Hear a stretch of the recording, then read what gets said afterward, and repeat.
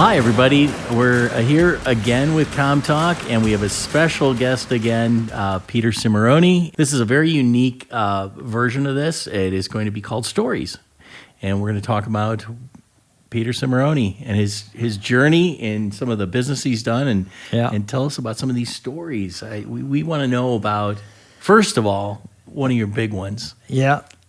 What was that? I'll tell you what. About back in 1998, I was at actually it was 1996, okay? I was at my sister's house. Yeah. And my brother-in-law, who's an OBGYN, sadly we lost him in 2018. Beautiful guy, unbelievable. Delivered 7,000 babies. I mean, amazing guy. He was a commander in the Navy as well. Really? Yeah. So anyhow, he's holding a lozenge, like a Ludens or something, in his daughter's mouth. Okay? And the daughter's like 3 years old. Yeah. And she's sucking on it. Yeah. You know, she's just, I looked at him, I go, what are you doing? You know what I mean? He goes, well, I don't want her to aspirate. So I'm holding it in her mouth to make sure she doesn't suck too hard and go down the wrong pipe. Right. I said, there's got to be a better way. And my sister pipes up. She goes, yeah, let's put it on a stick. Bing. Bingo, cough pops, cough drop on a stick. You invented that. Brother-in-law, sister, and me invented that in 1996. Wow. That's incredible. In 1998, we got it to the market, a year and a half almost later. And before you knew it, we were in all 50 states. Every major retailer. I remember going out to Vegas, to Utah, walking into a CVS, and there's our product. Wow. We were on every cover of every major magazine. This is, pretty much pre-internet-ish. Yeah. We had a website, but whatever. And we were on TV shows. I remember being interviewed by the health reporter in Columbus on the NBC O&O station, was owned and operated. We were on 70 stations immediately. Wow. I was getting calls from Seattle, Washington, buddy of mine. Said, I just saw you on, the local NBC station. Well, it wasn't local because it was an NBC owned station. Yeah. It wasn't a franchise, So it just exploded. And before you knew it, we were a multi-million-dollar company. And then we ended up selling in 2006. So the big question I have, and our audience has, is anybody listening, there's that step in there. Everybody has 3 to 10 great ideas every day, and they don't do anything with them, right? Yeah. What possessed you to go that extra mile? Yeah. I mean, because there's fear, obviously, with everybody. I don't want to do it. I'm afraid. How did you get? And I'll tell you what happened. Why that occurred. Why I took that step.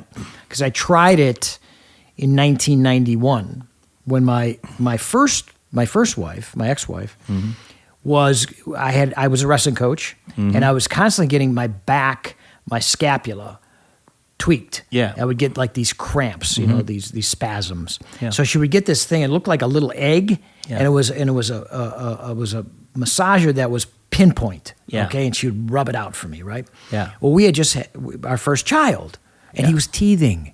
And guess what he did? He picked that up, put it through his mouth, and was eradicating teething pain. I went to my buddy, who was a dentist. He's my dentist. Yeah. And I said, what do we got here? He goes, oh, yeah, that's called the gate theory of pain eradication. It was the first non-invasive form of teething pain eradication on the planet. We invented the vibrating pacifier teether. I have a patent on it. Okay, wow. I have a patent on it. So you were all excited. I was all excited. Yeah. We went to Fisher Price. They were going to make blah, blah, blah, all these other. All of a sudden, China ripped us off, ripped our patent off, and came in with a competing product that undercut us price-wise. So I learned a very valuable lesson of a CPG product. I said, we're not going to have. So what we did was, with cough pops, we got distribution, because we were going to go with a pharmaceutical. No way. It would have taken 5 years to get to market. We went with a thing called a nutraceutical, which was brand new at the time. And all it had in it was chelated zinc and ascorbic acid, vitamin C. Wow. And we got to the market like that. And before we caught everybody sleeping, we created the category. And Dimetapp came out with a competing product called Get Better Bear, and we ended up buying them up. Wow. Yeah. So the whole key is you kind of kept it on the down low with the public.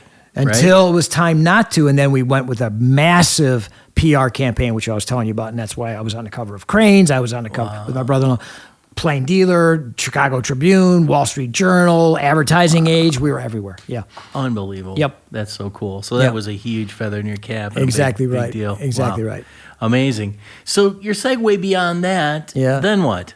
Yeah. Then you started your own company. We took that same modality, same methodology, Yeah. the same platform to the market, and we started creating some of these great, iconic campaigns. We did Tickner's, Metro Lexus, Metro Health, Myers College. We ended up, doing a lot of these big names, okay, that ended up doing really, really well.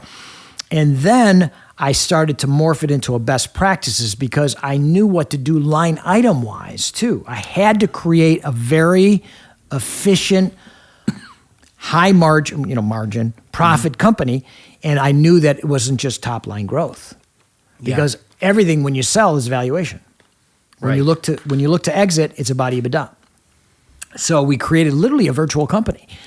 Okay, we just co-partnered with other vendors, and that's what we're doing right now. Same thing.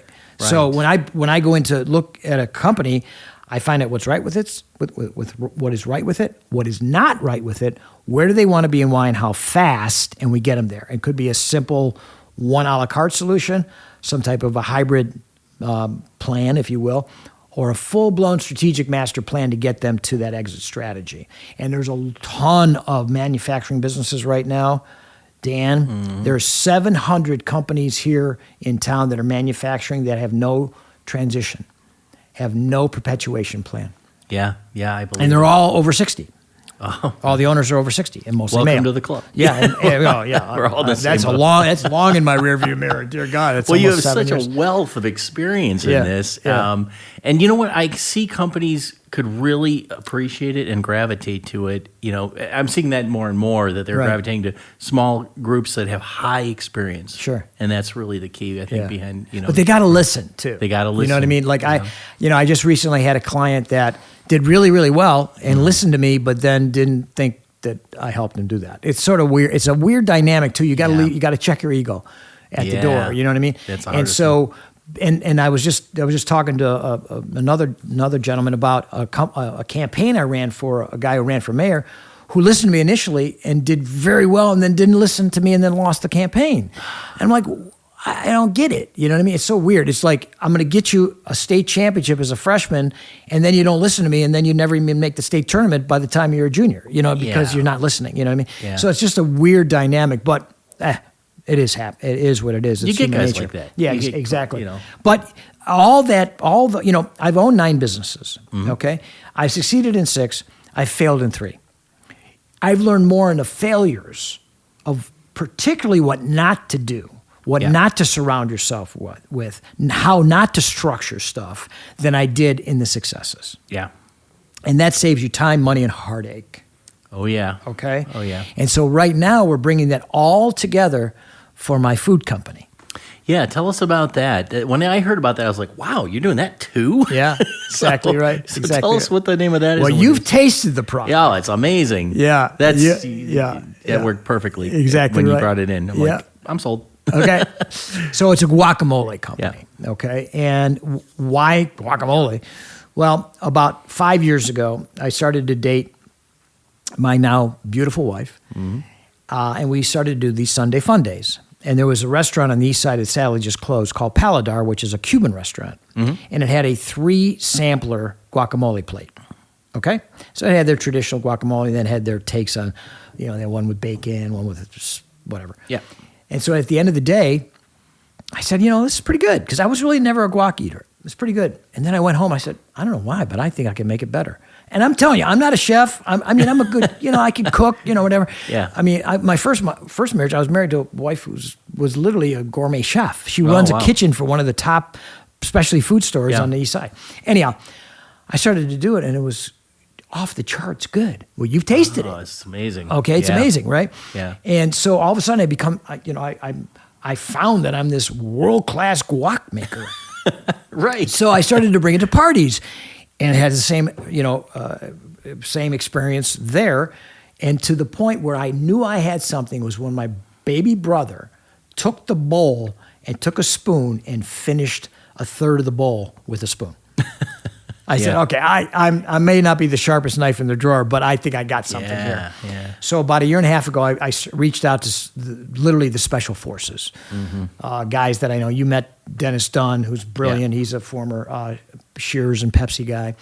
I've got a Stacy Reed, who's unbelievable. She's the brainchild behind Cleveland Ketchup. Kyle Obendorf, my chief marketing officer, unbelievable. Kyle Franz, great in finance. And David Safinovitz, who's my Jewish Luca Brazzi. He's my guy. He's my guy.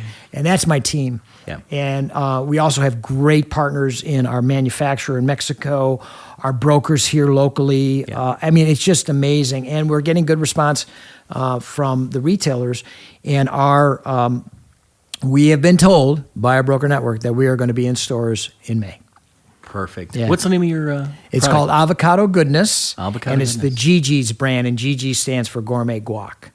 Wow. Yeah. Very cool. Yeah, so we're going to start with two different SKUs. One is obviously our take on guac, and the other is a breakfast, brunch, spread, dinner, side dish topping. And essentially what that is our guac without cilantro, because about 5% of the population has an aversion to the taste of cilantro. It tastes like soap to them. So we want a product that is going to be good for everybody. Yeah. So everybody's going to ask the same question again. Sure. My wife makes fantastic spaghetti. Right. Why can't she do this? Why do we always get stuck here? And to me, looking from the outside in, you seem to be addicted to success. Okay. And not just success, but taking it past that first step to uncomfortable. Yes. Right? Yes. And that's very few people do that. Well, let me ask you a question.